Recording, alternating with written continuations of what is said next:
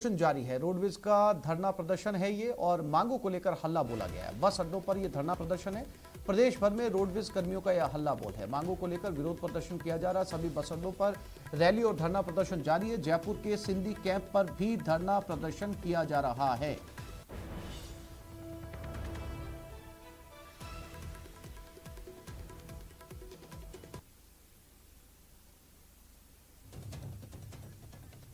और इसी खबर पर ज्यादा जानकारी के लिए बात करते हैं हमारे जोधपुर संवाददाता चंद्रशेखर व्यास के साथ। चंद्रशेखर, दो तस्वीरें धरना प्रदर्शन की।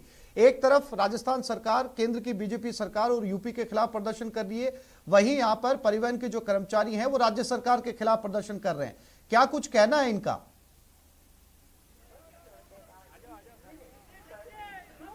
देखिए आशिफ, बात करें तो जो रोडवेज के संयुक्त मोर्चा है वो लगातार अपनी मांगों को लेकर प्रदर्शन कर रहा है, जिसमें जो रिटायर्ड कर्मचारी उनको वेतन देना, नई बसें खरीदने, नई जो ड्राइवर की भर्ती है उनको लेकर जो है प्रदर्शन कर रहे हैं। अभी हम इस वक्त जो है जोधपुर रोडवेज बस आधार पर है। देख सकते हैं किस प्रकार से जो है प्रदर्शन का दौर जारी है और ये अपनी मांगों को लेकर लगातार जो है प्रदर्शन कर रहे हैं। आगामी 27 अक्टूबर को जो है रोडवेज चक्का जाम की बात भी कर रहे हैं। उनसे जानने का प्रयास करेंगे, उनसे बात करने का प्रयास करेंगे कि क्या मांगे इनकी रही है। ये हम जो है सर क्या मांगे और किन मांगों को लेकर आप प्रदर्शन कर रहे हैं?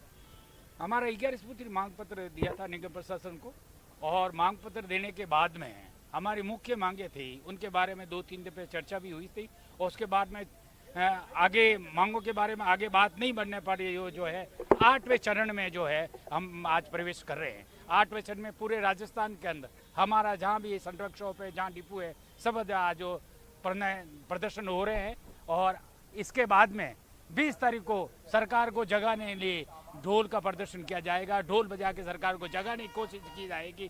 उसके बाद में यदि सरकार नहीं जागती है तो 25 और 26 तारीख को 2 दिन की जो है हम जो है धरना देंगे और उसके बाद में 27 अक्टूबर को जो है हम हड़ताल पे चले जाएंगे। जितने भी रोडवेज की सारी 2500 गाड़ियाँ हैं, सब पूरा ऑपरेशन बंद रहेगा और हो सकता है इसको आगे भी बढ़ाया जा सकता है। आपकी मुख्य मांगे क्या है? मुख्य मांगे हमारी समय पे एक तो वेतन मिलना है, दूसरी मांग है समय पे पेंशन मिलना है, तीसरी मांग जो लोग स्वर्गवास हो चुके हैं उनके परिवार को अभी तक भुगतान तक नहीं हुआ, उस भुगतान की मांग। चौथी बात, समय पर जो है 2016 के बाद जो आदमी रिटायरमेंट है उनको भुगतान नहीं हो पा रहा है, वो तुरंत भुगतान करने की मांग है।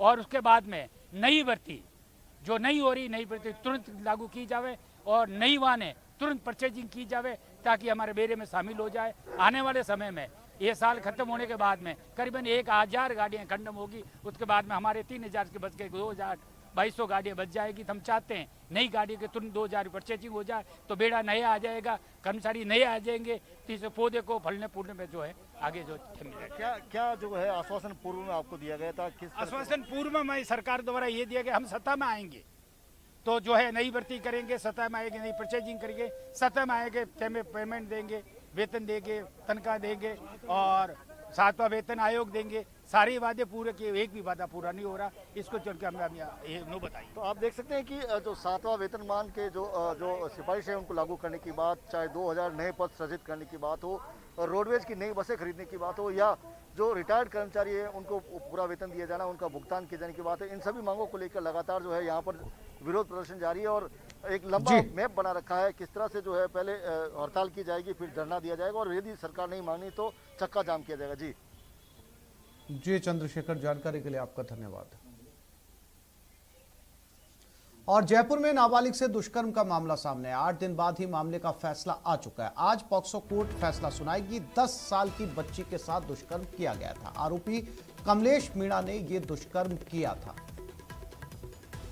और शायद सबसे फास्ट ट्रायल आज पॉक्सो कोर्ट महज 8 दिनों में इस पूरे मामले को लेकर फैसला सुना देगी। कमलेश मीणा नाम का आरोपी था जिस पर दुष्कर्म का आरोप लगा था। आज कमलेश मीणा पर यह फैसला आना है। महज 8 दिन में 10 साल की बच्ची से दुष्कर्म किया गया था। पॉक्सो कोर्ट अब से कुछ ही देर में यह फैसला सुनाने वाली है। 26 सितंबर को यह वारदात हुई थी। सिर्फ 8 दिन बीते हैं और 8 दिन में यह फैसला।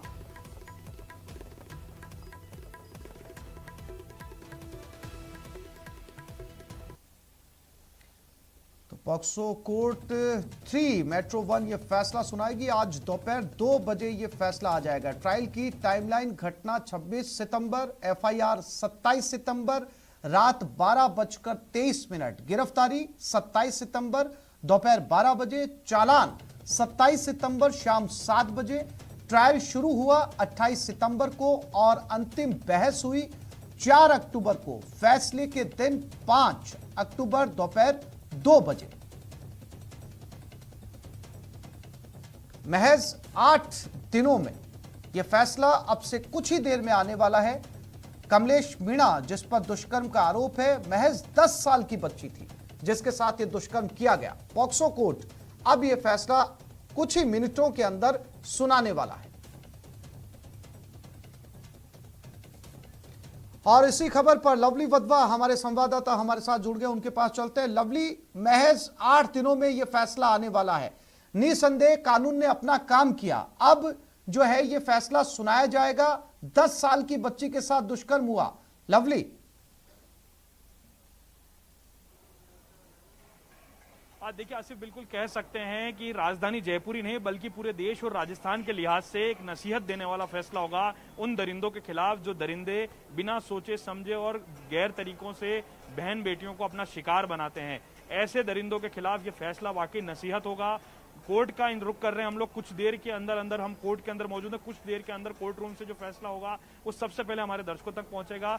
इस पूरे मामले की पैरवी करने वाली जो टीम है, पहले उस टीम से मिलवाते हैं। देखिए, निस्वार्थ भाव से इन तमाम लोगों ने काम किया। ये कोट खाउदा थाने का वो स्टाफ है, ये कोट खाउदा थाने के वो लोग हैं। जयपुर से 70 किलोमीटर की दूरी, लेकिन कोर्ट में 8 दिन, यानी आप देखिए कि छुट्टी के दिन भी इन लोगों ने लगातार काम किया और उस बेटी को न्याय दिलाने का काम किया। साथ साथ में रचना मान जी हैं जिन्होंने लगातार पैरवी की कोर्ट के अंदर और कोशिश की कि आरोपी को जो है सख्त से सख्त सजा मिले। अब कोर्ट क्या सजा सुनाता है इसका इंतजार होगा।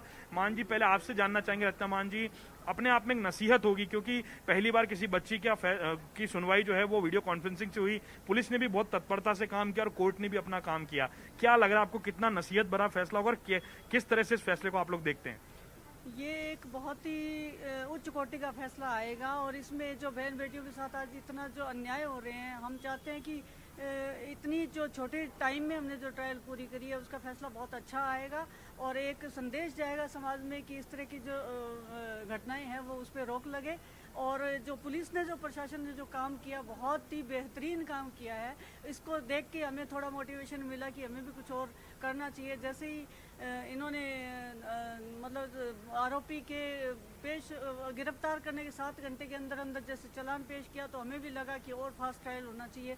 हमने माननीय न्यायालय से रिक्वेस्ट किया कि हम भी फास्ट ट्रायल करना चाहते हैं, तो श्रीमान न्यायालय ने हमारी जो आवेदन था स्वीकार किया और हमारे को फास्ट ट्रायल करने की इजाज़त दी और तुरंत उसी दिन से। लवली, इन वकील साहिबा से आप ये भी पूछने की कोशिश करिए कि क्या ये देश का पहला मामला है जिसमें 8 दिनों में फैसला आ रहा है? ये इकलौता मामला है या इससे पहले भी इस तरीके से हो चुका है? श्रीमान न्यायालय जो फैसला देंगे वो निश्चित ही बेहतरीन कोटि का होगा। मैडम, ये मान के चला जाए कि देश का पहला ऐसा मामला होगा जिसमें महज 8 दिनों के अंदर, जिसमें छुट्टियां भी आ गई, अवकाश भी आ गए, महज 8 दिनों के अंदर ये फैसला आ रहा है। देश का पहला मामला होगा संभवतः, पहला ही होगा ये मामला। और पहला इसलिए भी ये एक बहुत ऐतिहासिक फैसला होगा क्योंकि शायद इंडिया में ही हो, नहीं तो राजस्थान में तो है ही, कि बच्ची जो पीड़िता जो हॉस्पिटल में थी उसके जो बयान है वो वीडियो कॉन्फ्रेंसिंग के द्वारा लिए गए क्योंकि बच्ची चलने फिरने में असमर्थ थी, उसकी अंदर की हालत जो थी खराब थी, वैसे मेंटल तौर पे वो सही। लवली, ये भी जानने की कोशिश करिए कि अदालत क्या सजा सुना सकता है? आप रुको मैडम, एक बार आइए मैम, क्या लगता है आपको, क्या उम्मीद होनी चाहिए लोगों को, क्योंकि लोग तो ये चाहते हैं कि इस तरह के मामलों में फांसी की सजा से कम सजा ना हो। क्या उम्मीद लगाई जा सकती है, क्योंकि कोर्ट तो माननी है, जो फैसला सुनाएगी सबको वो एक्सेप्ट करना होगा। आप क्या उम्मीद लगा के बैठे? सर, हम तो उम्मीद तो यही करते हैं कि फांसी की सजा कम से कम होनी चाहिए, लेकिन मेरे ख्याल में जब तक ये जिंदा रहेगा तब तक जेल में रहने के आदेश तो निश्चित ही होंगे। जी, जगदीश तंवर जी, आपने और आपकी टीम ने, आपके रीडर विजेंद्र ने और तमाम लोगों ने, क्या प्रेरणा मिली आपको? पुलिस के पास तो बहुत काम थे, 26 तारीख को तो आप रीड की परीक्षा करा रहे थे, फिर क्या आपको इतना इंटरेस्ट क्यों आया इस मामले में और क्यों आपने इस पूरे मामले को लेकर इतनी तत्परता दिखाई? कंट्रोल रूम से जो ही सूचना मिली, उच्च अधिकारियों ने निर्देश दिए, पुलिस की नौकरी के अंदर समय महत्वपूर्ण नहीं है, खाना महत्वपूर्ण नहीं है, हमारी बहन बेटियों की इज्जत महत्वपूर्ण है। देखिए ये बहुत बड़ी बात है, अगर पुलिस का हर नुमाइंदा हर अफसर ये बात कहता है, बाकी ये बहुत बड़ी बात है। ये विजेंद्र हमारे साथ में, इन्होंने पूरे मामले की रीडरशिप की है, पूरे मामले को लिखा है और पूरे मामले के चालान में इन तमाम लोगों का बहुत अहम योगदान। विजेंद्र जी, कितना बुरा लगा जब इस पूरी घटना स्थल पर आप लोग गए, उसके बाद में महज कुछ घंटों में आपने चालान पेश करने के काम किया, ये कितना बड़ा काम किया और कैसे इसको पूरा किया? देखो, जैसे जैसे उच्च अधिकारियों को निर्देश प्राप्त हुए और तुरंत कार्रवाई की और तुरंत कार्रवाई करते हुए मुलजिम को गिरफ्तार किया और गिरफ्तार करने के बाद में मात्र 18 घंटे में इसका चालान पेश कर दिया। उसके बाद में उच्च अधिकारियों के निर्देशानुसार इसकी यहाँ पैरवी की और पैरवी करने के बाद आज मात्र 5 कार्य दिवस में माननीय न्यायालय इसका फैसला सुनाएंगे। देखिए बिल्कुल बहुत कम समय के अंदर देश का पहला मामला होगा जिसका फैसला जो है वो पॉक्सो कोर्ट सुना रही है। ये नसीहत उन दरिंदों के लिए होगी जो जेल में बैठ करके मौज मारते हैं, जो गिरफ्तारी से बचने के लिए फरारी काटते हैं, लेकिन उनके लिए नसीहत होगा यह फैसला।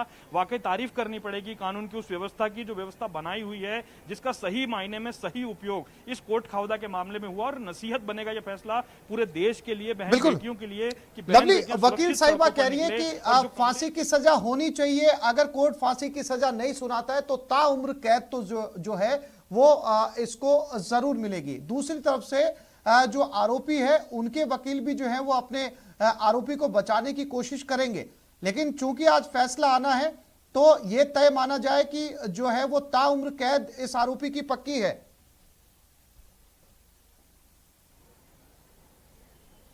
देखिए आसिफ, इस पूरे मामले की सुनवाई जो है वो पूरी हो चुकी है। फैसला भी जो जानकारी मिल रही है कोर्ट के सोर्सेज से, फैसला पूरी तरह से टाइप होकर के तैयार हो चुका है। यानी कि इस मामले के अंदर अब कोई गुंजाइश नहीं बचती है इस कोर्ट के अंदर। उच्च कोर्ट के अंदर वो जाना चाहे आरोपी तो बात अलग है, लेकिन वर्तमान में जिस कोर्ट के अंदर, माननीय कोर्ट में जहां ये फैसला है, कुछ ही देर के अंदर ये फैसला आ जाएगा। और बड़ी और महत्वपूर्ण बात यह है कि आरोपी ने इस पूरी घटना को कबूला है। पुलिस के पास ये जानकारी भी आई है कि ये जो आरोपी है कमलेश, इसने बिल्कुल लवली, आप नजर बनाए रखिए, समय समय पर आपसे अपडेट लेते रहेंगे क्योंकि बहुत महत्वपूर्ण फैसला आने वाला है। और जैसा कि वकील साहिबा ने दावा किया है कि पूरे भारत के अंदर ये एकमात्र ऐसा केस है, इकलौता ऐसा केस है जो सिर्फ 8 दिनों के अंदर दुष्कर्म के मामले में पॉक्सो कोर्ट सजा सुनाने वाला है। तमाम जानकारी के लिए लवली आपका धन्यवाद।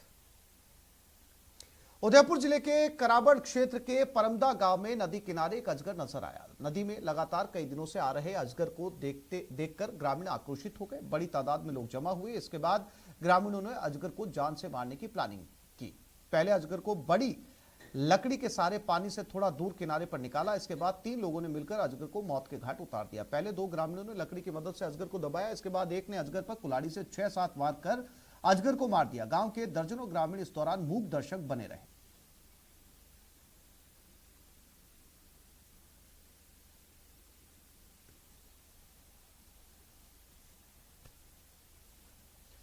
जालोर से एक हैरान करने वाली खबर सामने आई है, जहां 10वीं क्लास के 2 छात्रों को देसी कट्टे और कारतूस के साथ पकड़ा गया है। मामला खारा गांव के हाई स्कूल का है, जहां दूसरे छात्रों को डराने की नीयत से 2 छात्र कट्टा और कारतूस लेकर पहुंचे। हालांकि समय रहते शारीरिक शिक्षक को शक हुआ तो दोनों छात्र पकड़े गए और बड़ी अनहोनी से बच गए। जिस छात्र से पिस्टल जब्त की गई उसका एक वीडियो भी सोशल मीडिया पर वायरल हो रहा है, जिसमें वो पिस्टल लिए बाइक पर स्टंट कर रहा है। सबसे बड़ी बात यह है कि वीडियो के वायरल होने के बाद न तो घर वालों ने और न ही पुलिस ने कोई संज्ञान लिया है।